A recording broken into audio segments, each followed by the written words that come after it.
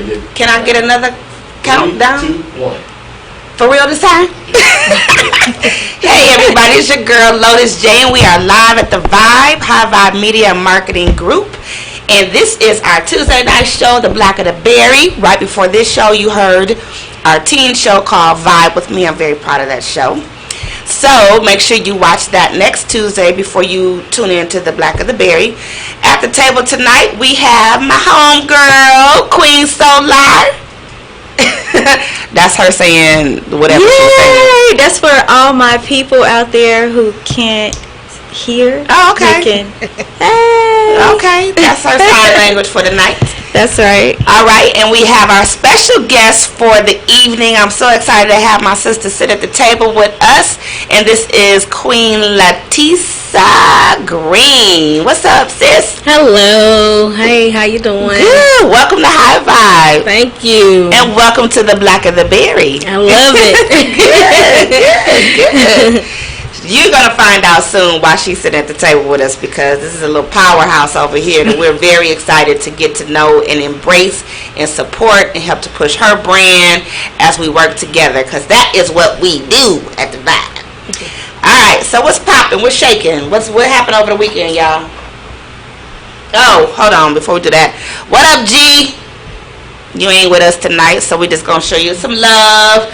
He skips out every other Tuesday, so he not here. He'll be here next week. So back to the plan. What happened over the weekend, y'all? You gotta have something to talk to. You already know every week I'm gonna say this. I know. I forgot that I have to remember my weekends now. Oh, I know what I did this weekend. Absolutely nothing. Shoot, I can't wait to be able to say I didn't do anything. I packed. I went to my cousin's house for a barbecue. We kicked it. We talked. That's about it. Okay. And on Sunday I looked at a couple of houses. Nothing major. I didn't do anything really. Okay. Boring weekend. My weekend was hectic. What you do? Oh my goodness. It was fun. I went out with my husband Saturday night, and we went downtown Dallas. It was fun. What'd y'all do? We went to a bar and we just had fun. We just relaxed. We just enjoyed our evening. And Sunday, I had games with my children all day, so I was out there from like 11 to like 7:30. What kind of games? Goodness. Football and cheerleading. Oh, wow. It was cool. It was a great weekend. That's good. Some good family time in there. Yeah. So my weekends are pretty much the same. Nothing extra to add. Let me see. What did I do? Anything different? No. We just had a mad packed weekend at Brick House. Packed Friday, Saturday, great crowd on Sunday. So we just had a good weekend. This weekend we have what we have coming up. Oh, A Man's Point of View returns on Thursday, which is High Vibe Media Marketing Production, our live production at Brick House Lounge. And this week's topic is it ever okay for a male to hit a female? So we're going to get into that dialogue at the house at Brick House Lounge in Arlington on Thursday. This week's show is a later show, so it's at 9 o'clock. Before that, we have a variety show that comes on at 7 o'clock. So definitely come check us out for that. And then Friday, of course, we have our buffet. And then we have, what's the band this Friday? Authentic Sound will be there on Friday. And Saturday we have The Vibe. And Sunday we have a really cool comedy show coming up. So y'all stay tuned for that. Actually, Bruh Man from the Fifth Flow from Martin, I don't know if y'all used to watch that, is going to be there on Sunday. And I think Celebrity and Michael Shire from K104. So we got some good little talent that's going to come through this Sunday. So make sure if you guys are interested to reach out and we can get you all set up with tickets or a VIP table, whatever it is that you need, just give us a holler. So that's what's coming up at Brick House. Oh, something that I'm really, really, really excited about is High Vibe and Brick House Lounge are partnering to bring to you the teen scene each Wednesday. So what that is we're opening up the building for teens, and we're going to do like a teen summit. And we're going to teach them different things, entrepreneurial skills, and try to tap into their gifts and their talents, and teach them how to be an entrepreneur, and etiquette classes, and boys how to interact with girls, and girls how to interact with boys. And we're preparing for what we're doing is a Kings and Queens ball. And what that is our version of the prom. So we'll be using the teen scene and the teen summit to do that at Brick House Lounge. It's our desire to not just entertain in the way of partying, which is cool because everybody needs that, but to open it up for the community and build with each other and support our black-owned businesses, and just to build a network of individuals. We will be looking for sponsors to help with the teen scene. We have to feed them and bring in guests and all that kind of stuff, so we definitely want businesses to get on board with that. And again, that is a joint effort between High Vibe Media and Brick House Lounge. The last thing I want to announce is the last Friday of this month, which is June 30th, we have High Vibe host during happy hour, and it's a lot of fun. So we just kind of we bring all of our show hosts out, and we interact with the crowd and tell the different shows, and now we'll be doing live shows during happy hour once a month. So this month it will be a classic man. A man's point of view featuring DFW's classic men. So they'll do a live show during happy hour, and then High Vibe is just going to host during happy hour. It's a lot of fun. Our DJ will be our own Ira Cole, which is our High Vibe DJ, so we're excited about that. And then later on that night, we have our Classic Men and Sophisticated Ladies party, so that'll be a lot of fun. So if you guys are interested, y'all can come hang out with us for that. All right, and I'm going to breathe, because I did all that in one quick run. You did. I did. I'm going to fall back, and we're going to start off with the history fact, because I'm going to take a break and be quiet for a minute, and you do your history, and we'll keep it moving. All right. Nora Holt, who was formerly known as Lena Douglas, she was born sometime between 1895 and 1890s, but she is known as the first black woman to earn a master's in the United States. Okay. She got a master's degree in music. She is known for she's a composer, she's a singer, she's a music critic, so that's her thing, is music. But she ended up changing her name to Nora Holt because she married a rich man out of Chicago. I think he was out of Chicago. She married a rich hotel owner out of Chicago, and so she inherited his last name, of course, because they got married. And but she ended up changing her first name to Nora. And so when her husband died, she took on all of his wealth and traveled and made music and had fun. And that's really something to celebrate. That's something for us to know, especially as black women, and to give honor where honor is due. So one more time, her name, Nora Holt, Holt, and she's the first black woman to ever receive her master's degree in the United States. And what year was that? In the 1800s. Okay. Yeah. That's good. Well, it's probably like the early. She received her degree somewhere around 1917. Okay. Yeah. That's definitely something. Can you believe that back then? Yeah, we need to celebrate. Yes, we need to celebrate that, and our daughters need to know her. Like, that needs to be a household name when we are encouraging them to pursue their education and to pursue their dreams, and regardless of circumstances. Because I'm sure she had a lot of battles. Yeah. She did. She back in the 1917. Yes, she had to fight. Yes, because we're fighting today. You can imagine what she was fighting back then. Kansas is considered the South, right? Right. She was born, right? Isn't it considered? I think South? Kansas is Where's the the line? Midwest. Isn't Kansas considered Midwest? Or is it considered the South? Or is it the South? Yeah. I don't know. I know where it's located, but you know, like Tennessee is considered the South, right? So she was born in Kansas. So And anybody born in the South definitely had it hard. So Nora Holt, remember that, guys. Nora Holt. So I think that we will study her a little bit more as we are prepping our children and maybe see what else we can learn about that. I'm kind of excited about that Black History fact. All right, so I am going to do our African proverb. So I'll say it, and then you guys have to give your interpretation of what you think it means. And then after that, I got a couple more announcements just because I got to clean up. I got a text message saying I didn't do my announcements right for Brick House. So we'll do that. And then we're going to take a break, and then we're going to come back and get into our topics. So, all right. Let me see. How you going to correct somebody? You ain't even on the clock. That's a good thing. I like people keep me on my toes. All right. So, I had a really good one.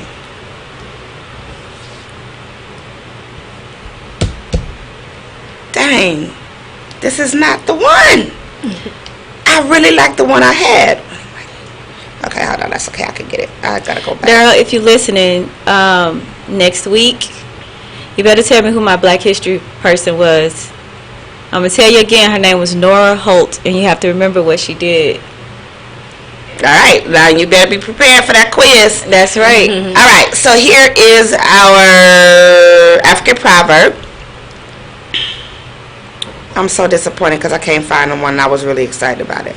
When a mighty tree falls, the birds are scattered into the bush. What does that mean? Gosh. Okay.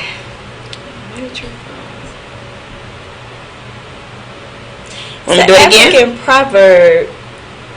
You said when a mighty tree falls. Mm-hmm. The birds are scattered into the bush. When a mighty tree falls, the birds are scattered into the bush. What does that mean? Because it's an African proverb, I'm going to assume that the mighty tree is a representation of like a leader or the head of the family, like Big Mama or the father or something like that. And so if something was to happen to that person, the head, then everybody else is kind of lost. Mm-hmm. Okay. I don't know. That's all I got. What you got, sis? So, when I think about the mighty tree, I think of it as a nation or a foundation of something. Oh. And the birds scattering into the bushes is that, you know, if you fall off your post as a nation, as a foundation, then everything that you're working for, your seeds, your promises, your goals, your dreams, everything is scattered because you fell off your square. Well, all right. All right. Now, stay on your square. Stay on your square. Actually, Solar had it. However, I do think you need to continue to talk about that because that's a good lead into our topic for tonight. It actually, when a good leader dies, people lack direction if they fail to get a successor. And you know what? You learn that in business too. Like, you are more successful in business when you train somebody to come behind you and you can pass your mantle, and you really want them to be greater than you are. Like, a lot of people are so intimidated by innovation and youth and new ideas and new personalities and all this kind of stuff, but a great leader recognizes that and they pour into that individual. So what this African proverb is saying, when you don't have that in place, your dreams die. You don't have anybody to continue to live out the legacy or to carry on the legacy. So that was good. But I like what you said too, though. Honestly, I'm not even stroking your ego, you know, because it didn't. But that right there was powerful. So we're going to pick that back up. So I have a couple more announcements that are very important for this weekend. We definitely want you guys to. Chrissy's birthday party is on Friday, June 16th. So we definitely want y'all to come out and hang out with us for that. She's not doing any type of theme colors, but just kind of, she ready to go too. She's been excited for her birthday party, and we're excited. She does have a theme, and her theme this year is Live, Love, and Laugh, the celebration of Chrissy's birthday. So we're looking forward to that. Let me see, what else did I get? Brick House got too much going on. That's all I know, because it'd be so much for me to have to keep in my head. And then the different bands, every week is so. My apologies. Sounds like Brick House is popping to me. Yes. All the time. All the time. That's just what that is. Something new. Y'all don't know, y'all better ask. Yes. Alright, so that is what we have going on. I will bring we're going to take a quick break. I'm going to give you the bands again for this week coming up. My phone died. And we're going to come back with our topic, Against All Odds. We're going to talk about my sister's book and just her journey, and just she has a very inspiring, she got some stuff to share with y'all. This is a public speaker, so you want to listen to her speak to the public. Mm-hmm. We will be right back with you.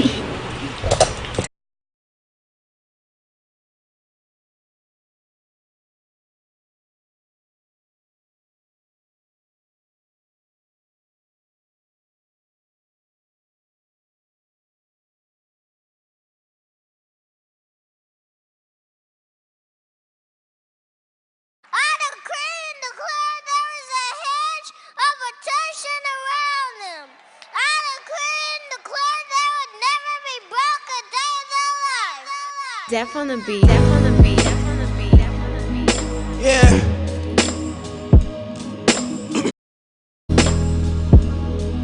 Yeah.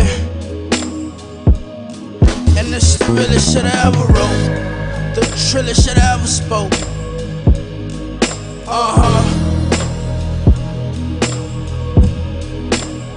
Self-made legend, but it's not about the money.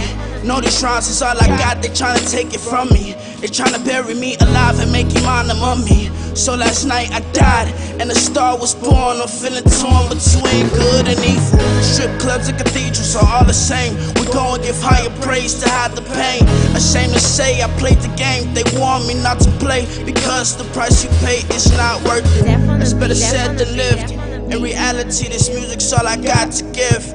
In reality, my heart is where Allah exists. But in reality, I let the Lord take my gift. Now I'm a vessel. Haven't talked to the devil like, can you make me the greatest? She told me that I'm her favorite, I'm born to make it. Sign your name on these papers, and why does that make you famous? Should I sell my soul to Satan? Man, I vow to be the greatest. I vow to be the greatest, yeah. I vow to be the greatest, yeah. I vow to be the greatest, man. I vow to be the greatest, yeah. I vow to be the greatest, yeah. I vow to be the greatest, man. I vow to be the greatest, yeah.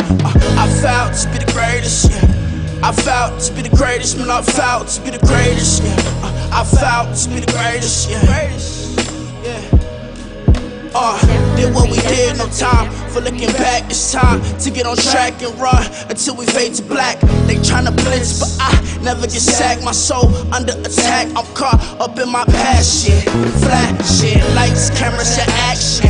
I'm clashing with titans and dark assassins. I'm laughing, cause really I can't be touched. Pressure's never too much, it made me wanna give up, please. Lord forgive me, Father please forgive me. I know that you love your son, man, Lucy, she's just so tempted. You sent me on a mission, the freedom mindset of the gifted. But was this all a part of your plan?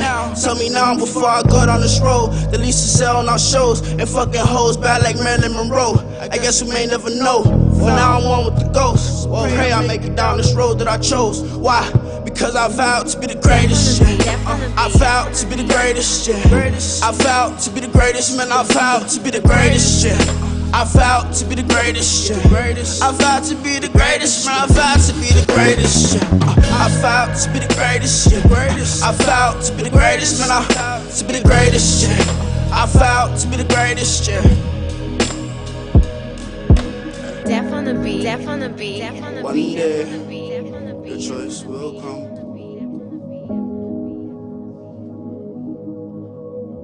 Between the hoopties and the Rolls Royce, between the Bears and the friends.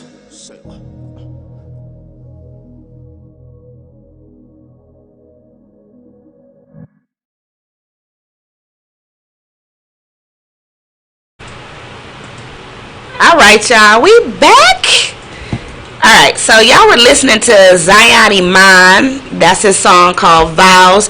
That is my son. I'm very proud of him. And I'm not even pushing him because he's my son, but he's a young artist that is really trying to bring something back, just kind of bring some music with some substance. And there are a lot of artists out there like that, and we have to do a better job of promoting them and playing their music and encouraging them and supporting them and buying their music, all of that stuff, because we don't want to continue to talk about the state of our community, but then when you do have people who are trying to do things positive, we don't get behind them.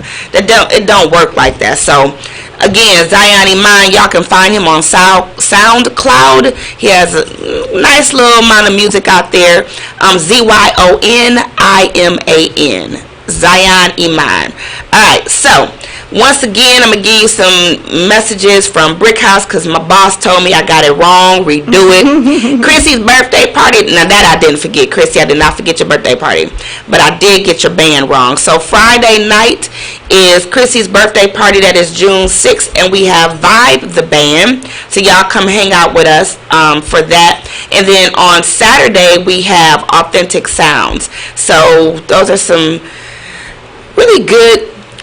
We have really good music. I think I would say about Brick House's music is we just really try to cater to the mature adult, so you can feel comfortable partying and all that without some of the stuff that you just don't necessarily want to hear all the time.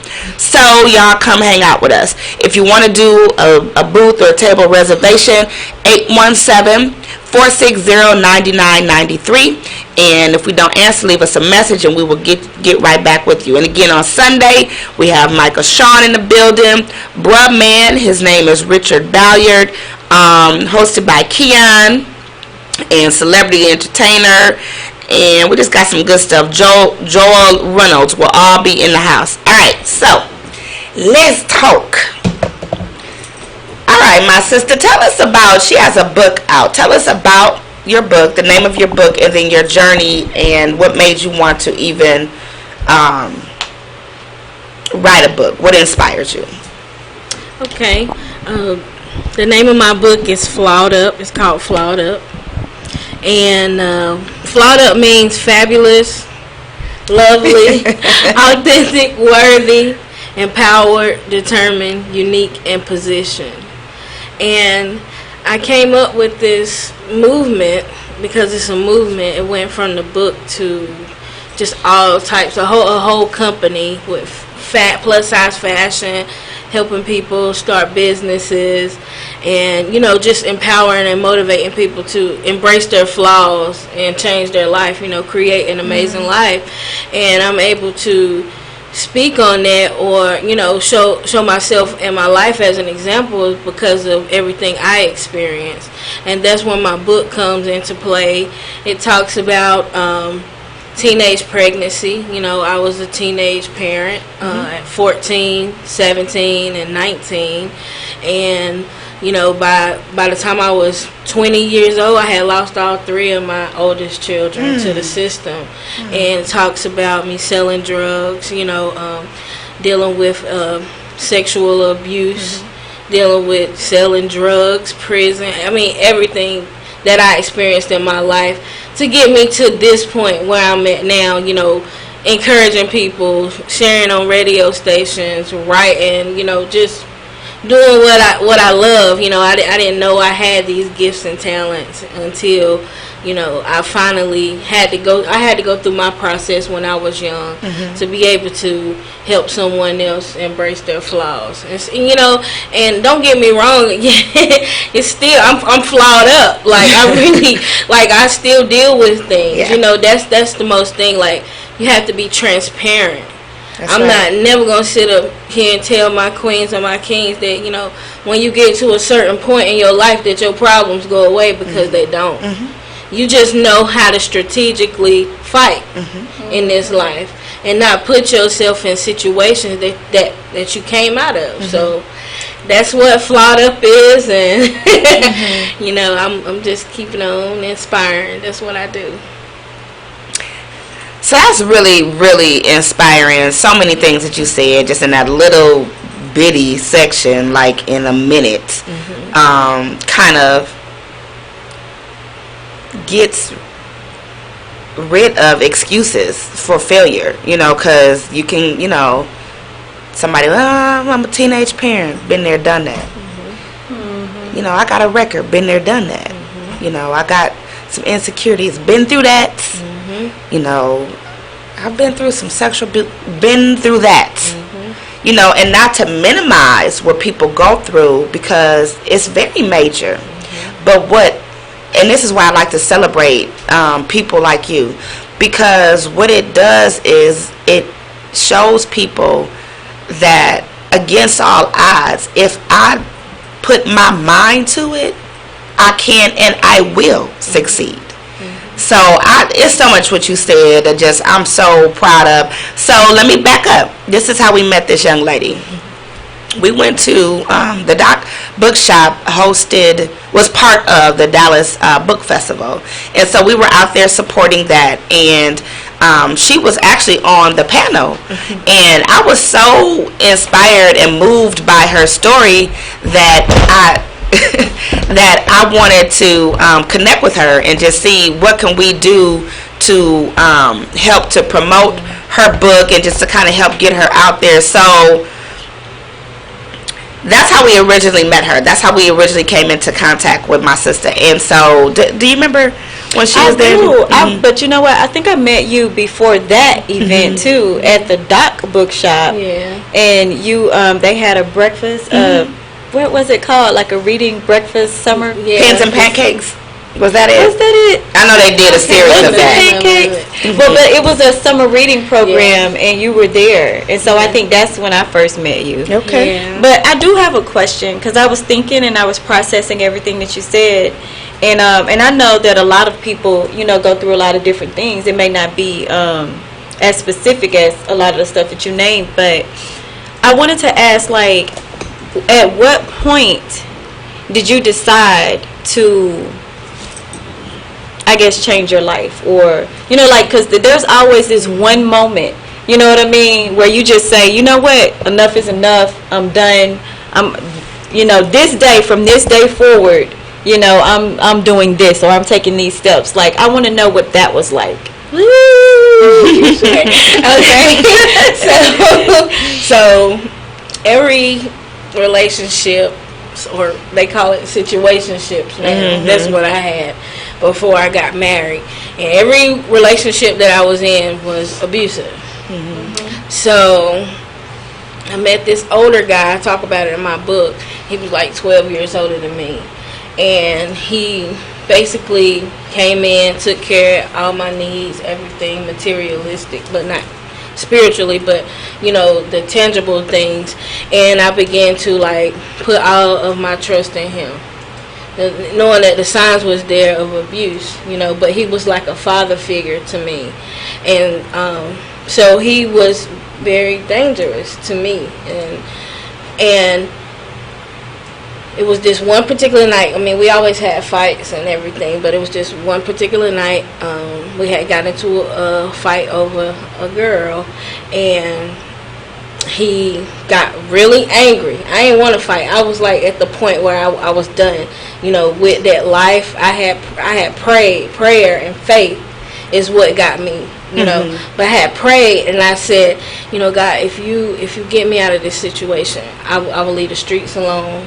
I will leave selling drugs alone. I'm done. And so that particular night we got to a fight. I had my baby in my hand. It got real bad. He went into the back, got his gun, and he was like screaming like, put the baby down, I'm gonna blow your brains out. Only thing I could think of was to pick up that phone and call my father. And you know, I was so out of it. Only thing I could hear was my father praying, like, protect my baby, protect my baby. And at that point, my life flashed before my eyes. Like, I could have been dead right then on the spot with my baby watching me, or I can make a conscious choice right now, if I live through this night, to never turn back.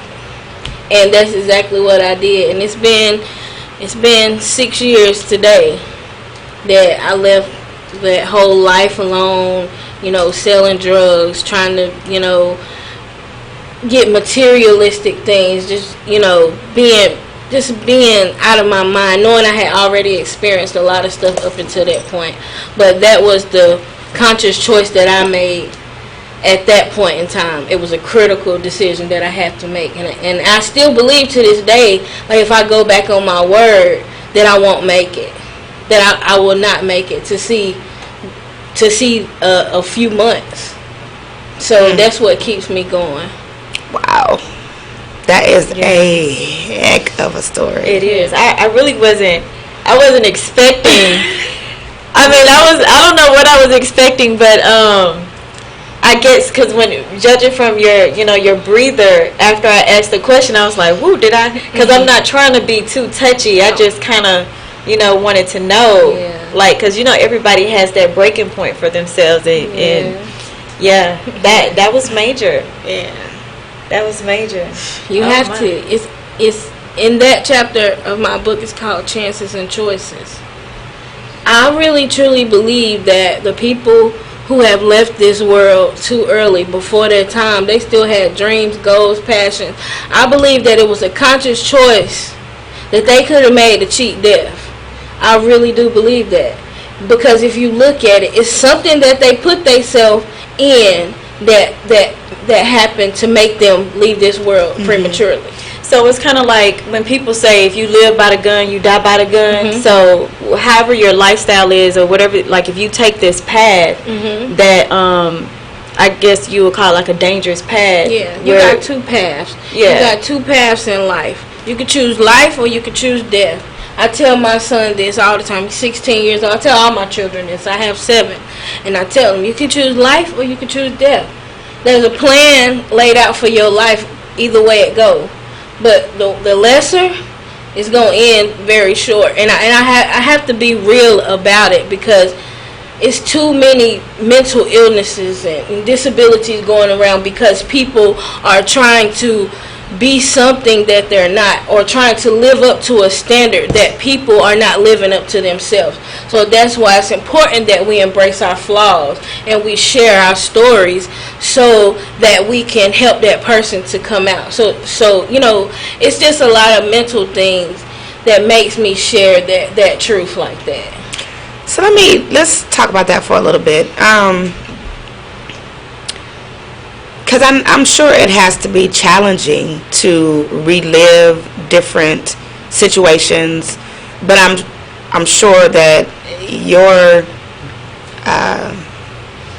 reasoning for doing that, and correct me if I'm wrong, is for the greater good. Like, okay, I'll take that. I went through that, but for me, because my story is different, but I have a story, as everybody does. And for me, what I've said is, I stopped resenting my circumstances and some of the things that were going on in my life. I stopped resenting it, and I started to, okay, I'll take that.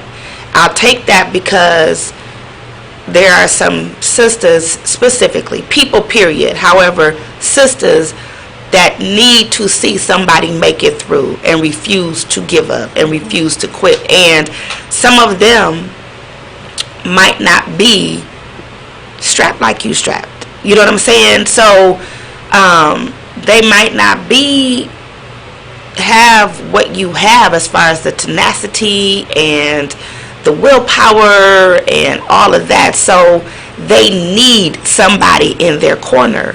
So sometimes I've felt like, and I want you to kind of expound a little bit, but sometimes I have felt like, for the greater good, I'll go through it. For the story, because there's so many of us out there going through, but everybody doesn't even have the platform, or they don't know how to share, or sometimes they're very private or embarrassed, but we need people, because I hate it, just to be honest with you, a lot of the stuff that I've dealt with, and even currently, but for the greater good, because, and I share the story, I don't tell everything, there's a lot of things that I haven't yet to be comfortable enough to just say, yeah, I went through this, that, because I'm not ready for all of that, because it's a lot that comes along with that. But I know that I will. And the reason is because somebody has to open their mouth and say, you can and you will if you choose to. Like you said, it's about your choice. If you choose to, if you want to get caught up in the circumstances, and I don't minimize that. I really don't. I don't talk about people who have chosen the path of drugs or drinking or any. You don't know their story. You don't know everything that they've gone through to get them to that point, or a life of crime and all that. We don't know. But everybody has a story. It's just some choose to talk about it, some don't. So my question to you is, when you first started sharing your story, how did that feel to you? Were you, because you've gone, it has to be steps and stages. And so now you're in a position where you are writing books and public speaking and all these things, but that's not where it started. When you first made the conscious decision to say, I need to make some changes in order to be able to even get to the other side. Mm-hmm. So tell us about that process. Yeah, it's a process. It's a long, drawn out process. I feel like, people look at my life now and they're like, wow, you're amazing. And I'm like, y'all just don't know. Like, I still deal with pieces because I was broken and damaged for a long, long time, like so many other women. And so when it took me a long time to even tell somebody what I had experienced. Mm-hmm. I would just hold it in and bottle it in, and I was just angry. I was bitter, and I blamed everybody for mm-hmm. everything. I didn't take control of my life. I didn't know how to take control of my life. Mm-hmm. I didn't know what love was. I didn't know the first thing to self-care. Mm-hmm. And so it was shaky when I first shared my story. It was on a radio show and a TV show. The TV show first, and I was so nervous, like, oh my God, like, people gonna look at me like I'm stupid, and why you sharing that? And actually people did. A lot of my family, they cut me off, which we ain't really never been close anyway, but they really was like, because you put family business out there. Mm-hmm. But I had to. Mm-hmm. And no, it's still not hard to get up on platforms and share my truth. You mean it's not easy? It's not easy. Mm-hmm, mm-hmm. It's never going to be easy, but you overcome little bit by little bit each time that you share your story. And like before this book, I used to write all the time. I had wrote a book, and that book was so full of like anguish and anger and mm-hmm. just like it was not going to help anybody. Mm-hmm. And so that's when I had to go back and revamp, and I had to live through each chapter again. Mm-hmm. Each chapter in this book, I had to live through that. Mm-hmm. And you can ask my husband, he was very supportive, but I went through that. Like, I didn't want to talk. I went into a shell. It was just painful, mm-hmm. To birth that out of me. Yeah. And so just going from faith to faith, I had to learn how to put things into perspective. I had to learn how not to take on so much at one time. I had to learn all over again the process of being, I'm not even going to say learn all over again, but I had to learn how to be a woman. Mm-hmm. I didn't know how to be a woman. All that stuff I went through, I was hard as nails. Yeah. But now it's inside, Yeah. It was something that needed to come out, and that was my femininity. Yes.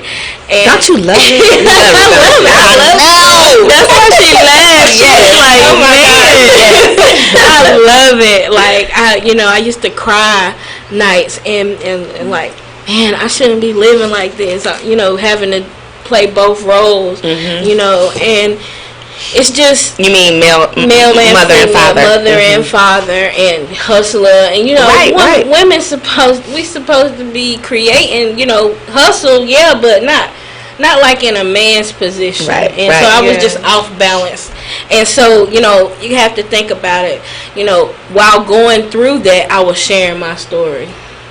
And the more I shared it, the more that, you know, the universe started presenting me with opportunities. And some of them I said, no, I can't do it because I wasn't ready. Right. Just like you said, I wasn't ready to share on that platform, Right. you know. And so it takes, you go from faith to faith. That's it's a step at a time. It's not going to come overnight, and it's not going to come in one, because you didn't get broken overnight. Right. So you're gonna heal, and more you tell to share. You don't have to share, you know, out publicly if you're not ready for that, but share it with someone. And the more you do it, the more you'll feel comfortable. And you know, I'm just thankful that I can use my boldness to help other women to feel comfortable to share, because somebody you have to, for your lineage, for your children, for your That's offspring, you know, so they can know, like, when they start experiencing things. Like, my parents didn't tell me that, but I knew that if I'm going through all this, there was something that was Somebody passed else, down right. and through Right. the generations. So Right. we have to talk about that. I always talk about the missing link in the generations of how the parents before a generation would drop the ball, and then the grandparents would have to raise the child. Yes, it done some good, but there was a missing link. Those parents needed to be there, you know, because now we have a generation coming up where the mothers, the young mothers now, they don't know how to be a parent. Right. Right. So, you know, that's the reason why I share my truth. So, yeah. That's a beautiful story. It really is, and I'm definitely encouraged by it. Tell us really quick how we can get your book. Okay. My book is on Amazon, and it's called Flawed Up, FLAWEDUP, and it'll pop right up. And you can contact me on Facebook. I can ship you a signed copy. You know, if you know, I'm an advocate for domestic violence and teenage parents. So if you want to reach out to me that way, you can reach out to me. You know. Oh, and the book is $14.99 on Amazon, but there also is an ebook for $9.99, and so you can get it and you can read it right there, and it has a free sample with it as well. So just search on Amazon and you'll find it. And what's your social media information? My social media name is on Facebook, Latisa Green. And as soon as you pop in that LY, you'll see me with my big hair. So you know that's Looking me. like a diva. Woo! Yeah, and so on Instagram it's Lady Wisdom Green. So you'll see my big hair on there too. So those are the two outlets that I use for social media. Okay. Yeah. Okay. All right. Did you have a? No, I just wanted to say that I think that it's very important. I'm just kind of piggybacking off of what you guys said, really. But a lot of teenagers is more so what and women too, I guess. Everybody, I don't know. But I'm more so focused on like children and women. I guess because I'm a woman and I work with children. But people need to hear, you know, these stories, and they need to see, you know, the result of that. I mean, because I know when I was growing up, I didn't know anything that anybody had experienced or what they were doing. I just knew my own experience, you know. So it really, I don't even know how I even made it this far, to be honest, because I just kind of lived in La La Land when I was growing up. I didn't really know much. And so the little things that I did experience, and some big things, you know, the things that I did experience, I always felt like I was the only person experiencing this. And so naturally, you don't want to talk about it because you feel like everybody else around you have these great lives. And here you are dealing with this and dealing with that and dealing, you know what I'm saying? So it's embarrassing. You don't have, like, people have to be relatable, you know? And that's why sometimes I try to bond with other children by being, you know, down to earth and kind of relatable. Like, I may not have the same experiences, but, you know, I can kind of understand, you know, what's going on. Like I want you to feel comfortable enough to talk to me about whatever it is that you want to talk about, you know? And so, and a lot of people just kind of walk around and, you know, they hold secrets and keep stuff inside when you really just most have people to, do. Yes, yes. You do. And I'm not saying, you know, you just go share it with strangers and all that, but you have to be, I don't know what the word is, but you have to be kind of relaxed or something to where people can talk to you. Approachable. Approachable. You have to be approachable. It's very important. So I value people like you and other people out there that are really sharing their experiences with other people, because that's important. People need to know who they can talk to, who to go to, because even some of our own children don't even want to talk to us, like, because they don't, you know, we don't really share that kind of stuff with our children, because we, you know, we want better for them and we don't want to scare them or whatever, but our children are out there having some experiences of their own, you know. So I applaud you for being bold enough, you know, to share that with everybody. And you never really know. This is another thing too. You never know what a person is going through. So you should be nice and pleasant to everybody, or what they have been through. It's just one of those wake up calls for me. Like, not that I'm mean to people, but you know, sometimes when you're walking around, you know, you're probably in a funk and you don't feel like speaking to nobody. You know. And sometimes I get like that. Like, I'm not mean. I just don't feel like talking. I don't want to say good morning today. You know? And so, but it's just a reminder for me, like, even though I don't want to say good morning, even though I'm in a sucky mood, I need to kind of, I need to suck it up and say good morning with a smile, you know? Because you never know what the next person is going through. I'm tripping because I got out the house late, you know? And they tripping because they ain't got no house. Right. So, yeah, so you definitely have to be mindful of how you treat people. So that's what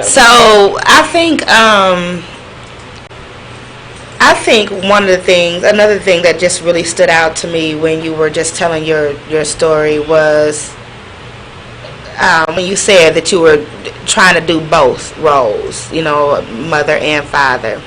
And I know I wasn't ready to be a single parent. I didn't know nothing about that. Like, what in the world? I don't know what to do with this. However, a lot of times, because the provision, which is typically the male's role, and the protector, which is typically the male's role, are vital, as are the nurturing and all of that is just as important. However, you can't go without the provision. So I know, and I want to know if you guys have experienced this too, I've resented, like, I just want to be a girl. I just want to be a girl. I don't want to figure it out. I don't want to talk to the mechanic. I don't want to try to find somebody to fix nothing. You know, I don't want to have to be out all times of the night trying to make some money to keep a roof over the head. I just want to be a girl. But I've noticed that when you're in those situations, you're forced to do dual roles. And a lot of times, the one that is missing the most is the one you are originally supposed to hold down. You know what I'm saying? Like, the children can, like, for me, I feel like my children did not get the softer, more gentle energy and love that they need. I love them. They know that I adore them. You know, we're friends. I adore them.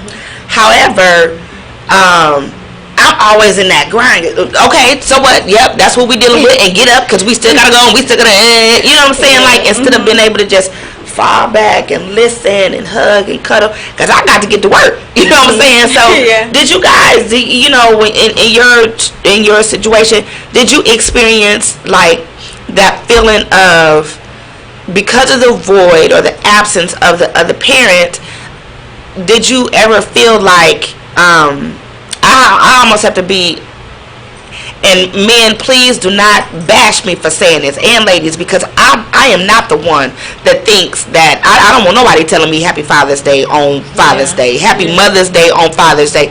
Don't do that, because they have their role and their place. I'm a mother. But did you ever feel like you have to fill the father's role more so than the one that you were originally born to. I guess that's the best way I can say it. Maybe not, but I don't even know if that made sense. Though you mean, so you're saying like fill the void of your child's father more so than. Well, you know, like I'm saying, because when you don't have the balance, then somebody got to go to work. Yeah. So normally when I would be at home doing homework, you know, with them in my other life, you know, I would sit at home. We sit at the table after I finish dinner, and we all doing homework together, and I'm checking homework, and you know what I'm saying, and these 10 course meals and all that, and then you kind of transition into that I got to go, I got to go, and then, you know, life just kind of takes over, and some of that is missed. What's missed? Yes, definitely. You get what I'm saying. I felt like that, and to like with my older children, they got the harsh side of me. The one that just will knock you backwards, you know, and I don't want to hear nothing. I don't want to hear no crying, man up, all this, you know. But my younger children got the more softer version, and so my oldest son, he just recently came back to live with me, and because he's so used to me being like the harsh one, it kind of conflicts sometimes, because I think he may feel like, well, she being softer with, like, you know, the kids, you know. That ain't how we have it. You know, like, I don't care, get up, do this, do that. You know, he's used to me doing that, in which I still have to be that way with him, because that's what he's accustomed to from me. So if that's the only thing that he accepts, that he will respond to, then I have to be like that with him. And so, you know, just looking in on how it was, like having to do both. You know, I never really thought twice about it. Like, am I doing a man's job? Or am I doing a woman's job? I never just did what needed to be done. Did what needed to be done. But then, like, when, like you said, I just want to be a girl. That set in. Not as far as parenting, but that set in life. Period, you know. And so I definitely understand and get where you're coming from, just the balance. Because that's not the way that it was morally designed. Right. We supposed to be nurturers. We're not supposed to be hard. Right. You know, and that's the way that society has gone. It makes women, it makes us, I'm going to talk about our community, because in the white community, I hope I'm able to say this on Girl, air. please, you're on the back of the berry. You don't know. Go back and watch some of our shows. Right. In the white community, they come out and they tell us, you know, equal rights and this, and I'm tired of my husband, and this, and they go home and they lay with their husband. Well, they done got our community all fired up. We go and leave our man, and we go and put him on child support because equal rights. I'm equal to you. I make more money than you, or I make the same amount of money you. I'm supposed to get equal respect. That's not our fight. We are not enemies. We are not designed to be enemies. You mean the male and the female? We're not designed to be. Well, hold on, because I just gotta make sure I'm understanding right. Yeah. You know, everybody got their own opinion, but I just need to know for me. Yeah. So you do feel like we supposed to have equal respect, right? Now, yes, I'm not. Now, let me clarify it. Equal respect, yes, in our position. Okay. Because how can I respect you for something that you're not meant to be? I'm not talking about abuse. I'm not talking about mental abuse. I'm not talking about abuse in no way, shape, or form, because I'm against that. But I'm saying as presenting myself who I'm designed to be. I can't respect you, for example, me and my husband.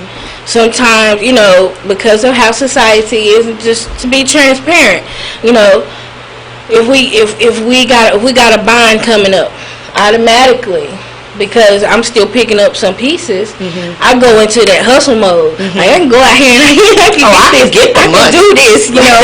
And sometimes I have caught myself up doing that, and then my husband's like, well, you out there, you want to be a man, and it feels like, oh, you're not respecting me.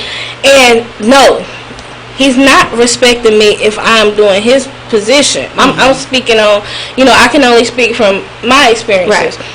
I'm not, he can't respect me as being in a man's position, but if I'm doing what I'm supposed to do as I'm designed to do, not what society told me a woman's supposed to be in the kitchen and cooking and all that stuff. I ain't talking about that.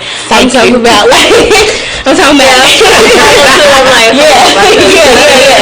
if I'm being soft, if I'm being, you know, just embracing my feminine, you know, side, then I get the respect that I need. If my husband walking around here acting like a woman, I'm not gonna respect him. I'm gonna be like, hold up. Like, right, any man right there ain't gonna work for me. So how can a lot of times we want them to be equal, you know, and respect us, but we ain't playing our position as a woman, and then we come back and he twisted or he got on tight pants, and we like, what you doing? Right. Or if he not handling his business, that's husband, father, brother, he not handling his business in the community, you're going to lose respect for him. You know, as him being in his proper position. So it's vice versa. That's how I view it. You know. Yeah. Okay. I think for me, I didn't realize how important a father's role was until I had a son. And then, as my oldest daughter got older, I started to realize how important a man was to the daughter as well. But I never really, that's kind of a hard question for me to answer, because I strive really, really hard not to be the one that's playing the role of a man and a woman, you know. And I'm very vocal, so I kind of let it be known, like, look, you know, I'm not, you know, that's my favorite word, look, I'm not, you know, doing this and that. I asked you to do this, you know, so I'm kind of vocal about what it is that I want, you know, and I say stuff like, I didn't sign up for this, you know. And so I really try hard not to take on that role, although in the past I also have this other side to me that's like kind of like a little bit more independent, because I don't really trust people like that. I don't really like let people in to like really trust them and receive help, and I don't do that. So I am kind of a little a little more independent. And so that sometimes that clashes in my relationship, but that's just kind of who I am. So I really try. I think with me being vocal about what it is that I want helps to remind me not to kind of overstep. But that's about as closest to that was a tough question. You know what I mean? Yeah, because I was thinking, like, how do I fit in that? And I really don't, but I kind of do. You do. I do. Yeah. She does more than she does. Yeah. Because I'm sitting here looking at her like, for real. Yeah. See, maybe it's just because I'm just accustomed to being a certain way, and a lot of that is just because I don't, you know, I want somebody that's right there, that's, you know, somebody I can trust, but I don't really trust people like that. I don't care how close you are. They're right one break you, huh? I guess. All right, y'all. We're gonna take a really quick break, and we will be right back. You got a song for us? What we gonna listen to? Peace. We gonna listen to "Peace" by Zion Iman. Hold tight.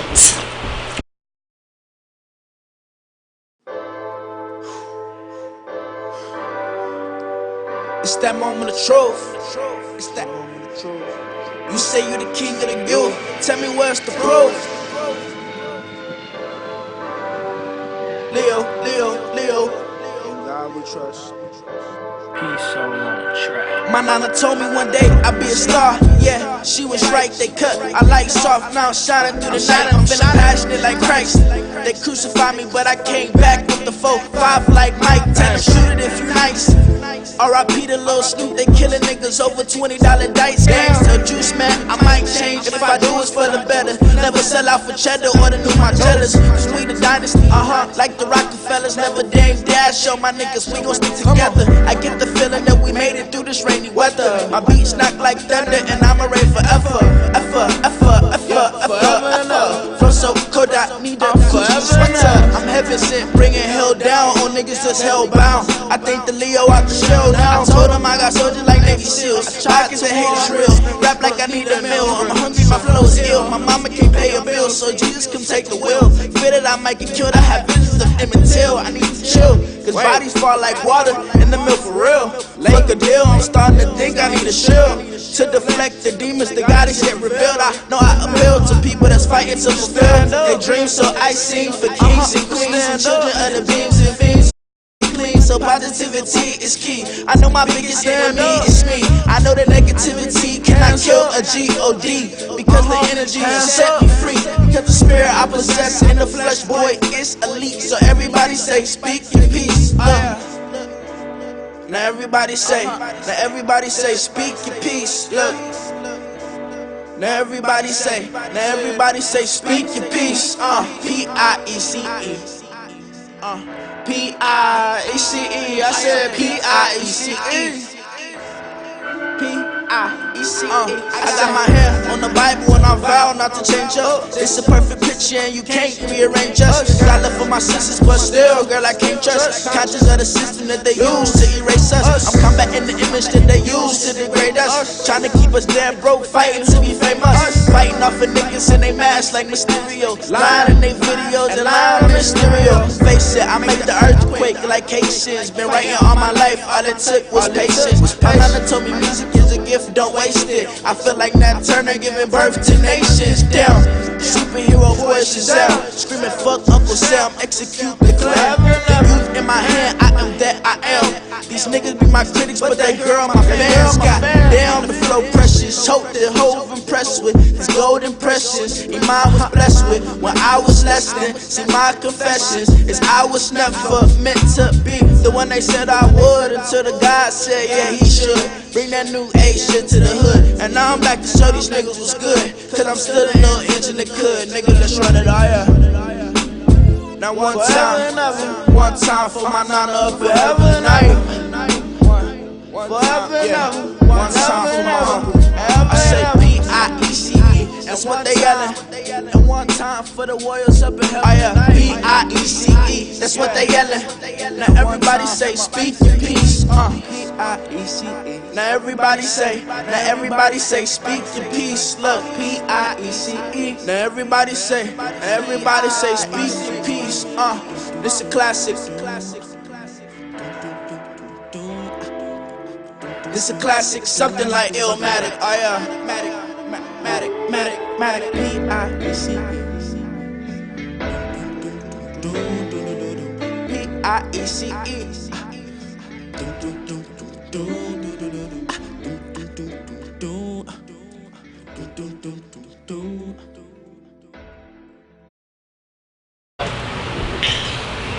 Alright, y'all, we are back. This is your girl Lotus J. We live at the Vibe, High Vibe Media Marketing Group.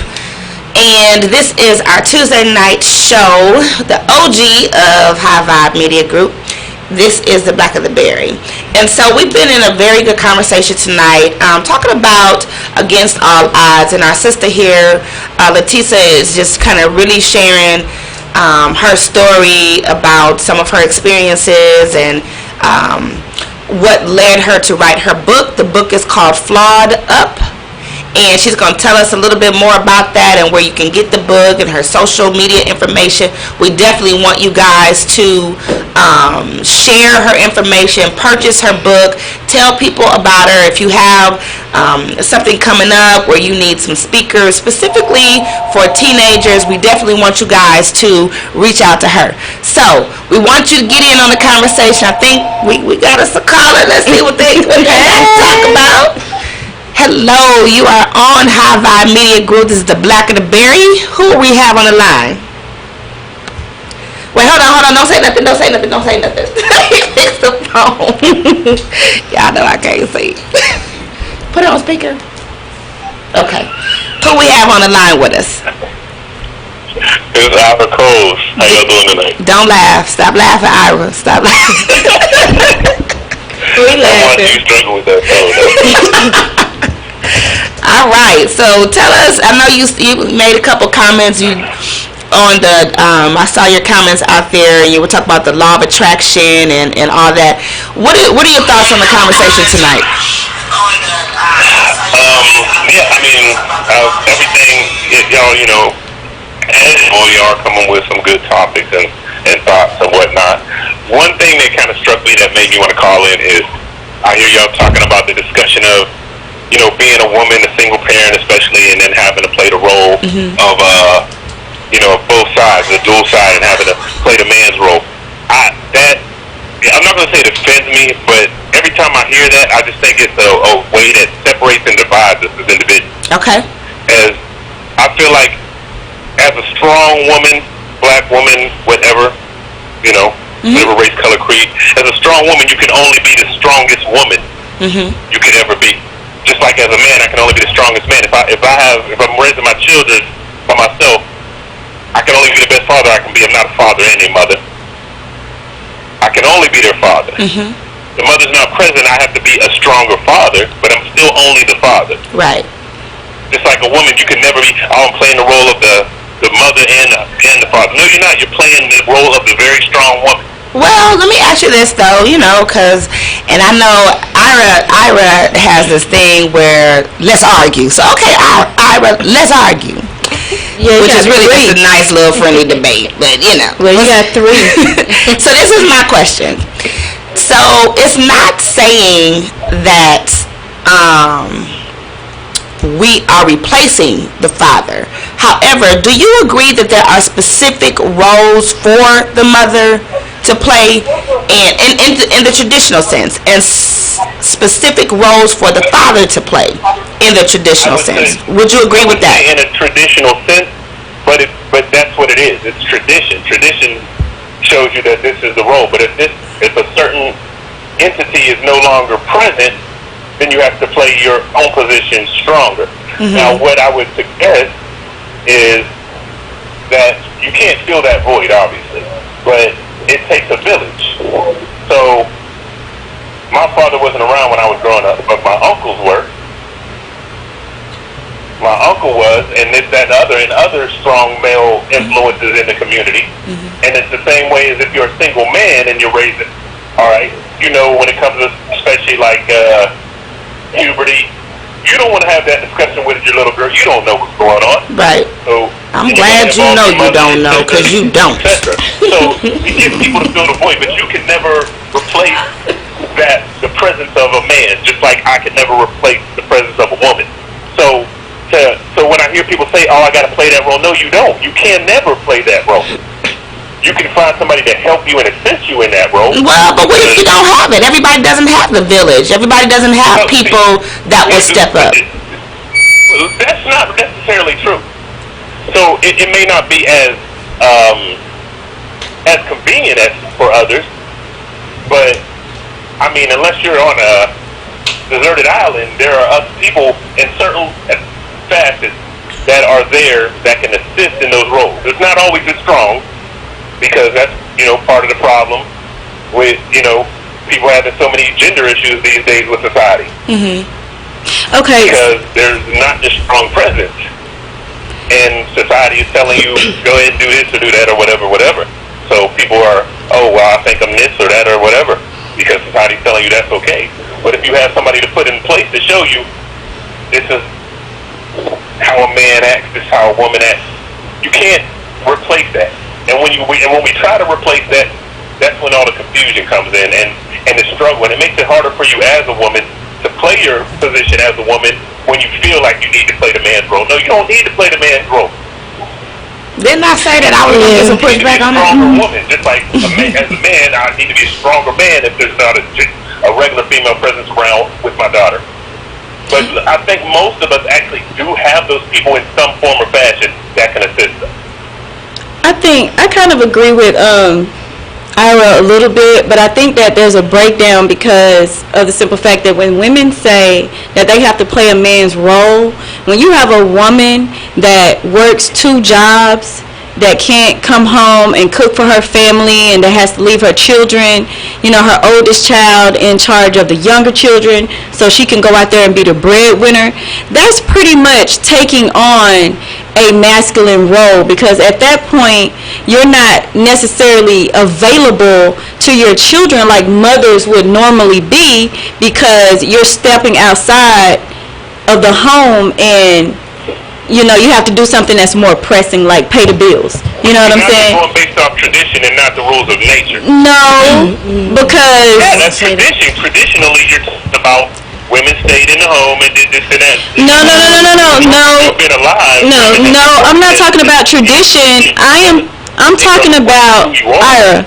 Your sensitiveness and all of that doesn't change. Okay. No, but I'm not talking about tradition. What I'm talking about, because I believe that a man and woman both should work. But what I'm saying is a woman has to work much harder or longer hours to make ends meet to take care of her children. So if the school call, I have a question I'm asking you honestly. How is that?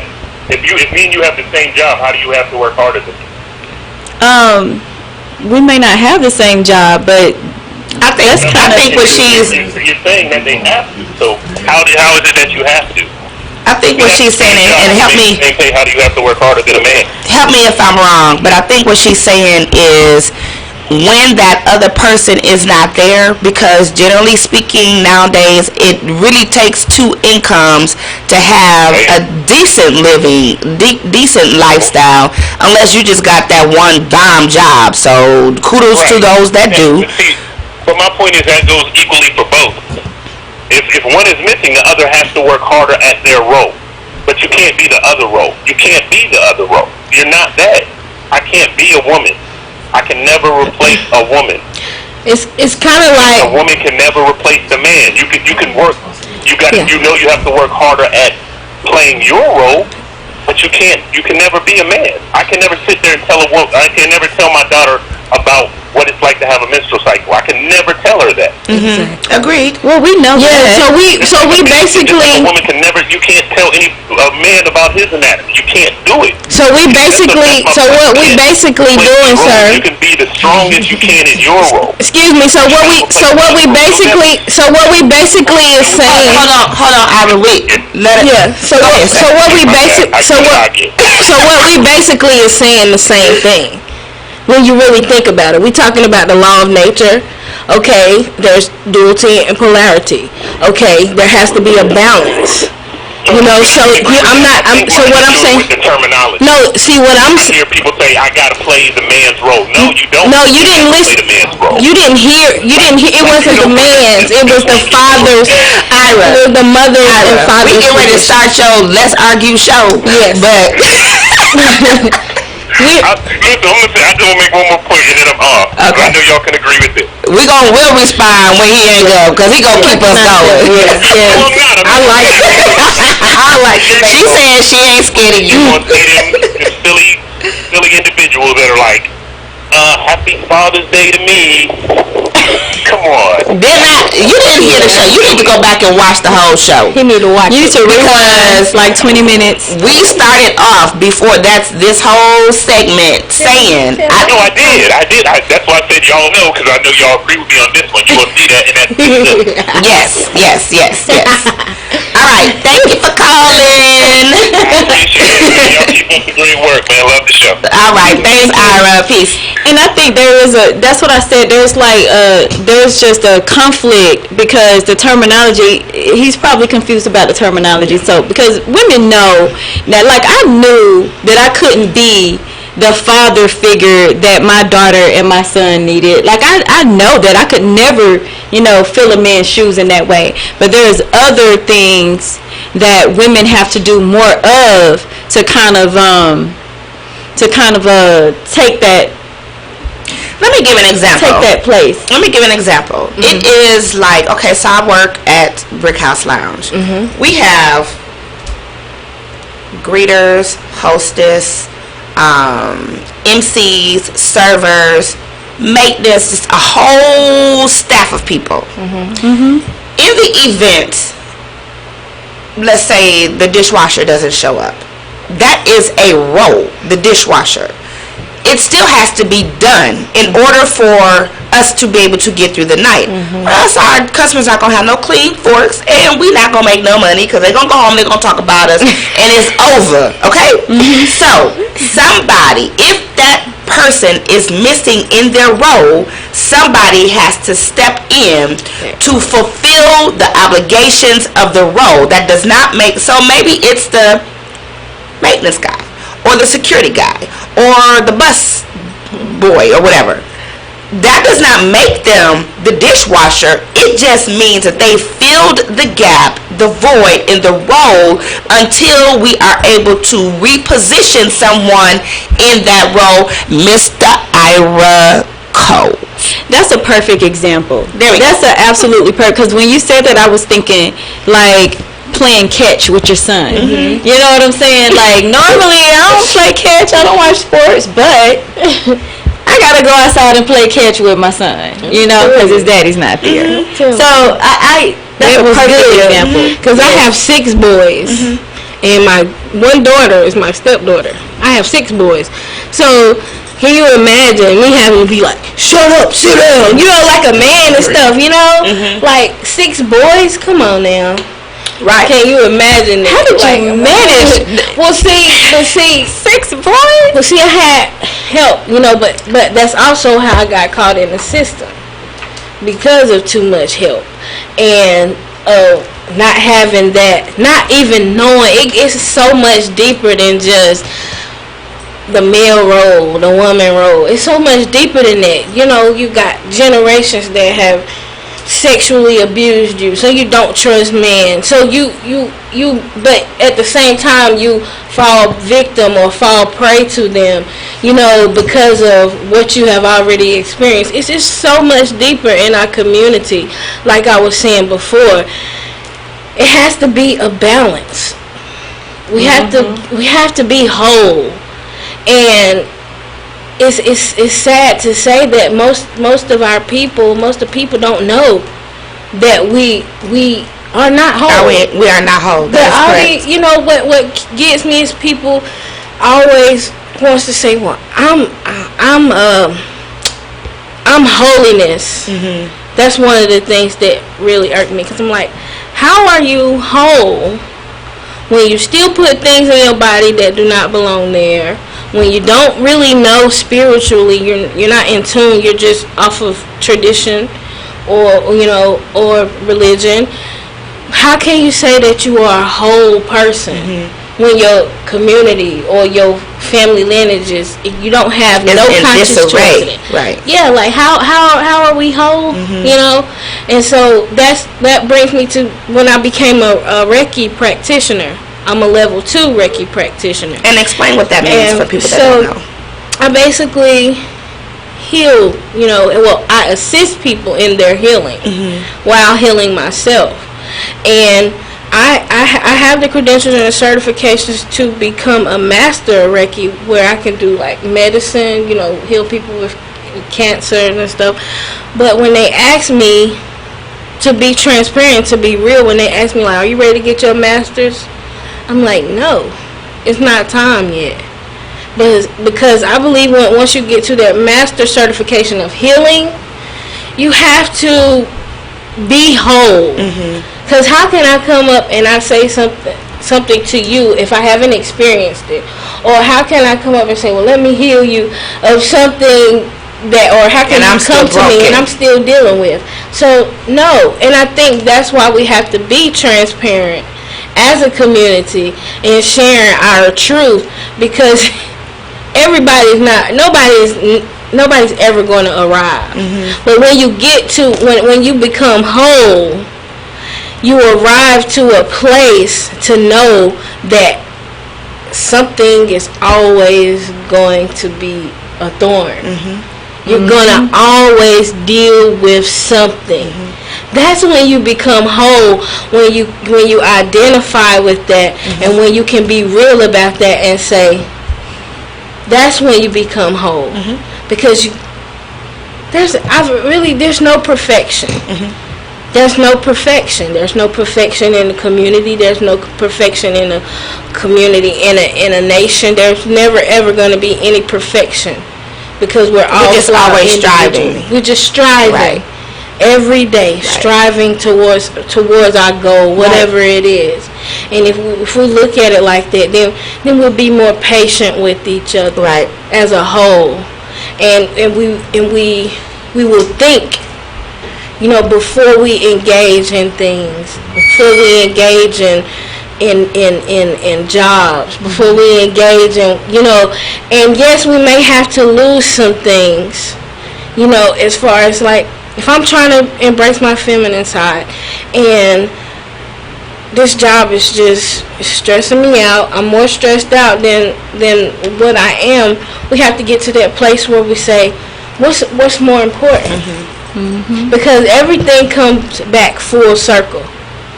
So if you lose something, you're going to gain something better.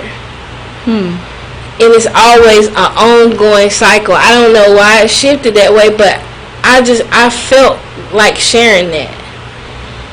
Because people that's listening need to know this. Like, it's very vital, because if somebody might be sitting looking at this show up ready to commit suicide, or ready to have an abortion, or ready to divorce their spouse because of a situation that's only temporary, and not realizing that when you arrive at that place of wholeness, you come into the conscious decisions and choices that it's not always going to be like this, because once I get over this, here comes something else. That's right. And you got to just be able to, and I think, and then we're going to talk about your journey to now, just the blitz and the happy and all that good stuff. But I agree with that, because I feel like a lot of the struggles in our community is because we give up too quick. We don't have the tenacity anymore to work through it, push through it, fight through it. Now, that doesn't mean you subject yourself to abusive behavior and things that are unhealthy, but you're absolutely correct. Once you surpass or conquer this, please believe the next one is around the corner. So what are you going to do? You know what I'm saying? Like, okay, so you got over that one, or you quit on that. But guess what? You're going to deal with something over here and over there and over there and over there. And what is it? At what point do you say, okay, this is clearly a part of life, so let me do my part in life and figure this out, so I have to keep repeating. And then another thing is, what I've learned in my experiences is, when you don't complete the whole process, you're going to see it again. So let's say it's a relationship situation or something like a job situation. If you don't learn the lesson that you're supposed to, please believe it's coming back around. You might as well stay your behind right there and figure that out, and how to make it through this situation, because if you do not, you are going to see it again. It is part of the laws in the universe. That's right. I feel like y'all trying to tell me something. Y'all trying to tell me something? Y'all trying to tell me No, this ain't nothing to do with you. Y'all trying to tell them something? I mean, I speak to myself every time I open my mouth. Yeah. Nah, I feel like y'all was talking to me. That's all I got. I'm not. I mean, I speak to myself every time I open my mouth. It's not about an individual situation or person or none of that. That is part of life. If you do not learn a lesson, you're going to see it again. You're going to go through it again. It's called prophetically speaking. And prophecy ain't got nothing to do with the church. It's prophetically speaking, and it's whatever is in. If you're in tune and you're in line and you're balanced in life, spiritually, you're gonna pick up that. Whatever it is, it could be for yourself, it could be for the next person, whatever is in that atmosphere at that time that needs to be out. When you have somebody's that are conducive to the atmosphere, that's what happens, and you begin to get life spoken into you, and that's when you have to learn to get to that place where you open up, so you can receive and so you can pour out, because you have valuable things to say to people too.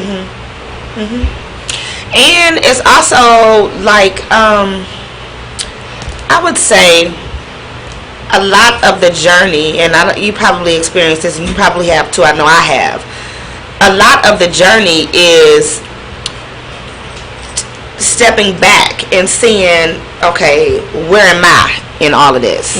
Because I know, like, when I was in corporate America, I still dissect myself, and I've been out of that probably 7-8 years, but I still dissect myself and say, what did I do to cause people to react to me like that? What didn't I do to cause? And even now today, like in my life today, people will say things, and compliments, or and I tell people, the ones that say they are my friends and say that they love me, tell me the good and the bad. No, I probably am going to get pissed off at you. Because I'm going to be straight up. Because one thing I am is a very honest, straight up person. I'm probably going to be in my feelings, but I'm going to respect you for telling me the truth. Don't mean I'm going to agree with everything you have to say to me or about me. I am going to accept. You judge that individual. And is it coming from a good place? Because some people just going to smash on you because they just want to tear you down. Because they're not doing whatever, or sometimes it's because they want to help you to be the best you. You can't even really be my friend if you are not willing to help me be the best me that I can possibly be. So address that. And so a lot of things that we go through in life is because we don't want to be honest with ourselves about who we are and what choices we've made to get here. We always want to place the blame, and he did this, and he did that, and he did this, and he did it. What the hell did you do? That's what I want to know. That was my flaw right there. Me too. I have to sit back and say, okay, you got here. How did you get here? Because it ain't all on somebody else. Oh, no. But if you can open your mouth to always say he, she, okay, well, you're the common denominator in all of that. Yes, address that. Like, that was me. Like, if they wouldn't have did that to me, then I would have been here and I would have went there. That was always me, placing blame on everybody else. And that's a real spirit of pride that we got to deal with, because you will never change if you cannot deal with that ego. That's right. It's the ego. People oftentimes want to think that ego is, oh, I'm better than everybody. No, it's an ego. Also, putting yourself in situations that are settling to you, to who you truly are as a person. That's the ego too. To think everybody else and being a narcissist. To think, oh, right. If like, for example, if you in the car with me and we driving, I get pulled over by the police, you ain't did nothing. Right. But if I hadn't come and picked you up, then I would have got pulled by the police. So that's ego too. And I think we do. We it's choices. It's choices. You have to come to the place where you say, that's me. I'm attracting this into my universe. I put myself in that situation. even when it came down to me healing, in my healing process with going through the sexual abuse and molestation and incest. I had people like, how in the world can you speak to them and hug them, sit in the same room with them? Because I had to get to a place where I didn't blame them for the choices that I have control over now. I'm grown. I've been grown for some time. I had to grow up a little earlier, but when I know right from wrong, I know this was wrong before I did it. I may not understood why I did it, but I know it was wrong or right. So that was a choice that I made. They didn't have nothing to do with that. And so you have to get to that place where you say, it's me. Because we attract who we are, not who we pretend to be or who we want to be. And I have got commended on that, for being transparent and being like, no, I had to say, that was me. Because even in my abuse, even in my domestic violence situations, if that man wasn't beating on me, I felt like he didn't love me. See, I have a really hard time understanding that. I can't process that. I've heard that over and over again, but I mentally, I can't process, I can't associate that with the love with, I don't know how to do that. And it's all about the generation, what you was accustomed to, what you seen. So that's what I seen. And I seen, that wasn't explained to me, but that was what was in my vision as coming up. And so when I got to a place where I was in relationships and making my choices in men, I patterned after my father figure, the role that, not my real father, but the father figure that my mother had for me. That's another subject. So, and so I grew up to become attracted to that. And I said, well, I never married a man like my real father, because I was like, man, he lame, But I ended up marrying a man like my real father. My real father was a good man. He didn't have a choice. I mean, he had a choice, but he didn't have the chance or the knowledge to know how to come into my life. Even when my mother was keeping me away from him, he didn't know how to take that step and say, I'm going to get my daughter anyway. Because it's always that psychological thing where they place in your head, well, you come get my baby, I'm going to call the police on you. So nobody wants to deal with that. And so that's another topic, by being Father's Day, Father's Day weekend coming up. That's another topic of how I grew up hating my father and esteeming this man that wasn't my real father, because my father didn't have a chance. And so I had to esteem this man who was abusive to my mother, who sold drugs. And guess what? I grew up and did the same thing. But there was a certain point in time in my life, like when I almost lost my life, of the story that I told earlier, that I had to say, you know what?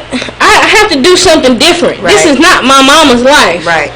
This is my life. It's me making these choices. I like it. I had to, oh my God, I had to be get in the mirror like, I like getting beat. Yeah, wow. I like that. Wow. Yeah. If he ain't beat me, he don't love me. So I like it. I like it when he do that.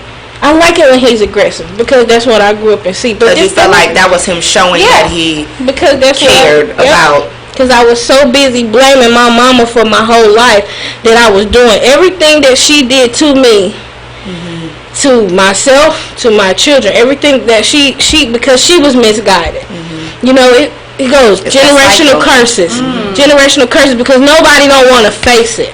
I'm the only one like in my family that really faces stuff like that. I'm not embarrassed by it. Like, you like getting beat. The molestation thing, when you become open, you like that feeling. Whether it's from a family member, whoever, you're gonna want that feeling over and over again. I mean, that's just real. It's sad, but it's real. Wow, I really am so impressed with you and your ability to just be so transparent, like for real. I have so much respect for you. I do. I said Yes. And now, so we're about to wrap it up, but before we do that, when we were on break, the question came up is, how did you find that king after all that you went through and the ability to trust and love again and all of that? So tell us that story real quick before we go on. I've been waiting on that. To be honest, I didn't. Okay. I didn't accept it when it came. I didn't know what it looked like. It was new. All I know is that before I met my husband, That fuchsia is popping on them niggas. I'm sorry, I want to say that all night long. I'm done. Go on back. before I met my husband, I had a spiritual mother, and I talk about her in my book. I loved her so much, you know. She's dead and gone, but she was like my spiritual guide. She spoke into my life, and I was in my last abusive relationship, and she told me, she said, "That's not the one." And I got so furious and so angry with her. What are you talking about? You know, we done got engaged and stuff. She said, "That's not the one." Yeah. And she told me, she said, "You know, God showed me a dream about you, and that you, not long from now, you're going to meet this young man. And you need to get yourself together." She just kept saying, "You need to get yourself together." She told me that I was going to meet him in church. I'm like, in church, whatever, you know, whatever. She said, "And he's going to change your last name. But how you going to know this young man?" I didn't know she was going to be dead at this point. But she said, "How you going to know this young man is that he's going to be a guitar player.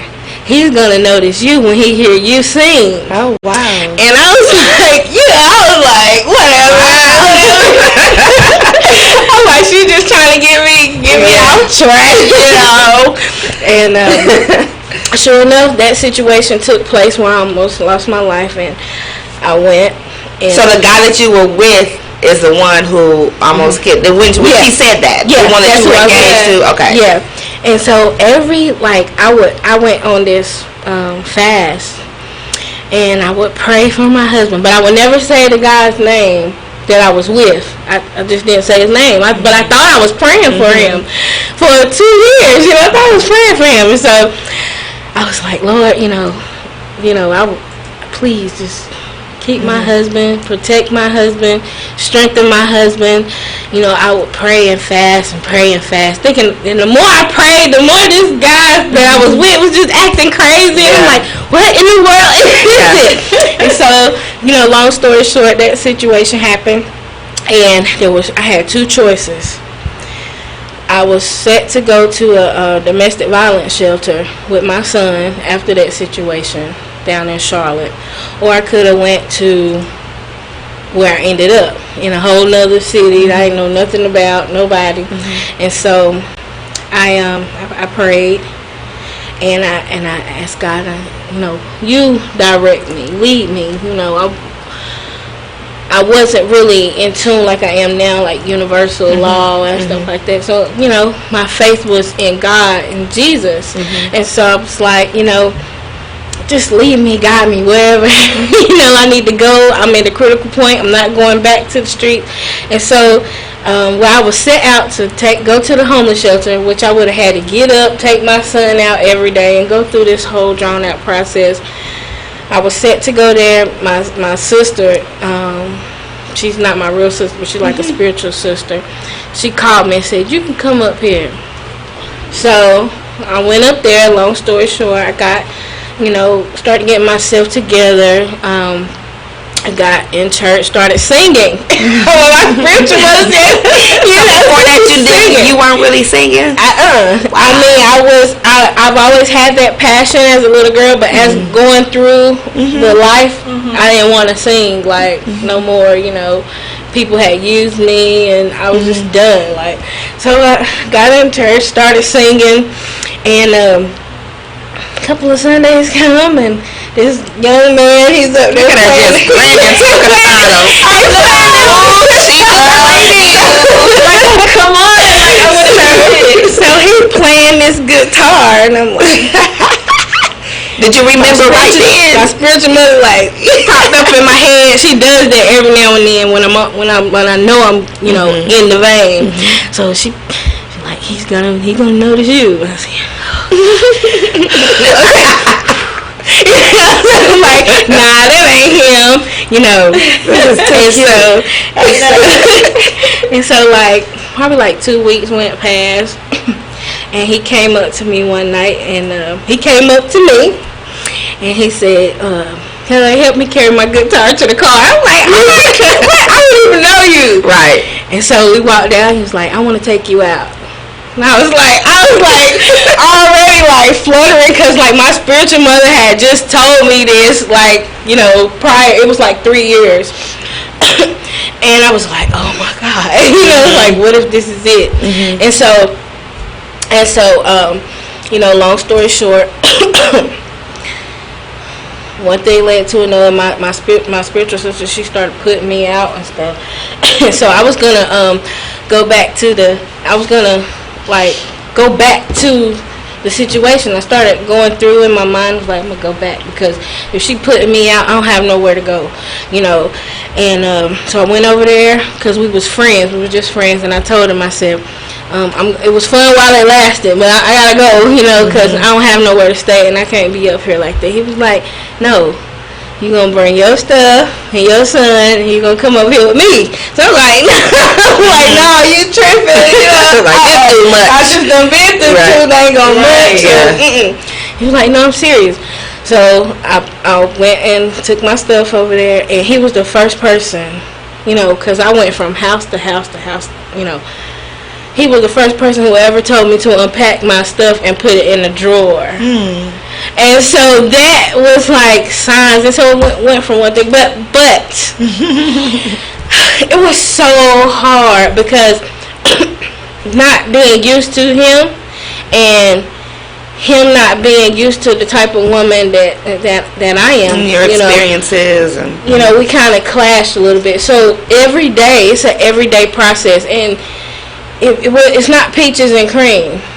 You know, sometimes he had to be like, he had to put me in my place because, not in an abusive way, but just a reminder, like, I'm the man in this situation. But it used to be like real bad. Like, he helped me to work through that, to be this womanly person now, to wear nails and all this stuff and makeup and all this to be a girl. And I mean, I want that for every woman, and I just want to encourage any marriage out there. Like, it's not perfect. It's never going to be perfect because you two people, you're learning to build and grow each other every single day.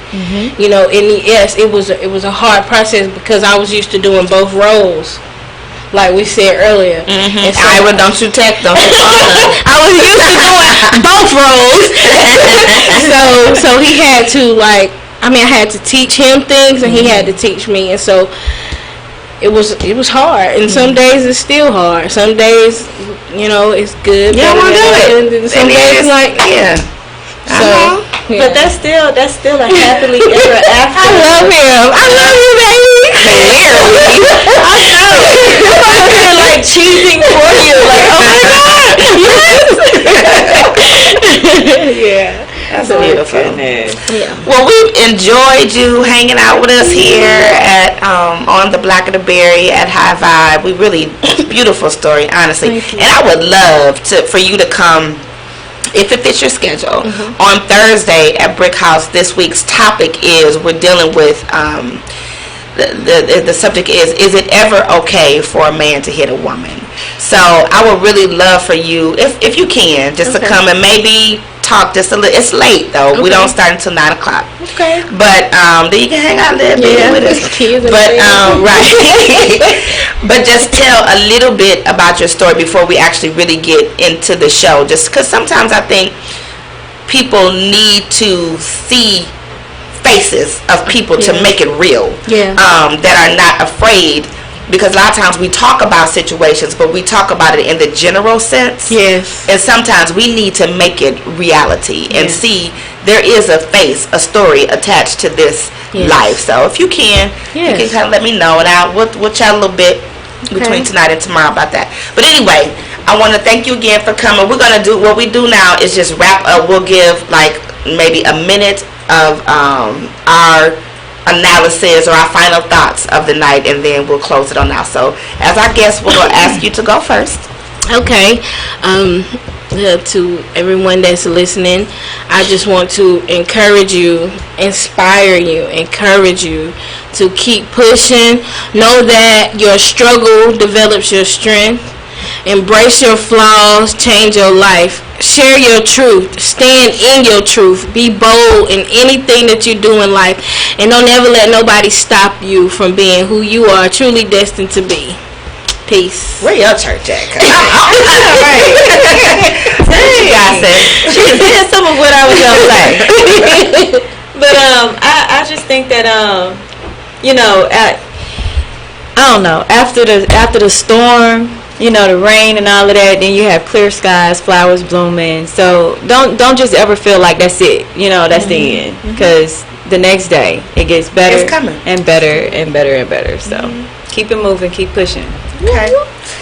And I want to again thank our sister Leticia for sitting in with us and for you guys watching. It's a really important show. So if you all would please share this show, that would be great, because other people really need to hear it. They need to be inspired and see that you can make it through. So definitely share this particular show. All right, so my final thoughts on this conversation is one of the things that I've adapted for my life is never give up. Like, it just doesn't matter what the circumstance is, and it doesn't matter what the situation, and I'm not minimizing anything, but at the end of the day, you have to know just to keep pushing and refuse. Like, you almost have to get kind of angry at the situation enough to fight back and not just accept whatever it is that you're in. Whether it's a financial struggle, then you keep fighting to get yourself together and to make better choices and better decisions with your money or your work ethic, whatever the case may be. Whether it's a habit that you have, an abusive relationship that you're in, or it could be some things that you're dealing with as an individual that nobody knows but you. But if it's something that you want to make better in your life, or you want to be better in a specific situation, then you just keep on pushing, period. And here's the thing, you don't lose that way. You literally do not lose that way, because one of the two things is going to happen. You either going to get it together and it's all going to change, or you are always allowing yourself to reach for something better. So you cannot just get stuck in the circumstances and just accept that as that's just what that is. No, it's not. If you want it to change, change it. If you want to fix it, fix it. If you want to do better, do better. Allow yourself the time that you need. Don't put no pressure on yourself to be perfect in nothing. Don't do that, because it will cause you to give up. But what you do need to do is celebrate your efforts. Celebrate people around you that are trying to do better in their situations. And just, I believe very strongly in the laws of the universe, and specifically the law of attraction. When you put your mind on what it is that you want out of life, as opposed to what your current situation is, everything changes. Everything changes. And the reason that happens is that you're not focused on this negative big situation. You're more focused on we almost there, and this is gonna happen, and that's gonna happen, and you gotta keep believing that. And it don't matter if don't nobody believe but you. You don't need nobody to believe but you. If you believe, you can definitely succeed. You can definitely have what it is that you want. That's our time on the Blaquer The Berry. Again, tune in tomorrow. We have sports rehab at 8:30 until 10 o'clock. That's our sports addiction family. So y'all tune in for that. That's a good show. It's fun. They have great chemistry. SV and Jimmy talking about the world of sports. I'm sure they have a lot to say about the playoff that just took place yesterday. So tune in for that on Wednesday. On Thursday, we have A Man's Point of View live at Brick House Lounge. We would love for you guys to come out and watch with us there. So there's free, there's no admission, open seating. It's just a good time. Y'all come out and hang out with us for that. And then just kind of stay plugged in and see the other shows that we have coming up. We got some new ones coming in, and you know, we make adjustments and we keep it pushing. This is Lotus J live at the Vibe, the Blaquer The Berry, where we are always striving to elevate our people to a higher standard. We out. Peace. Peace.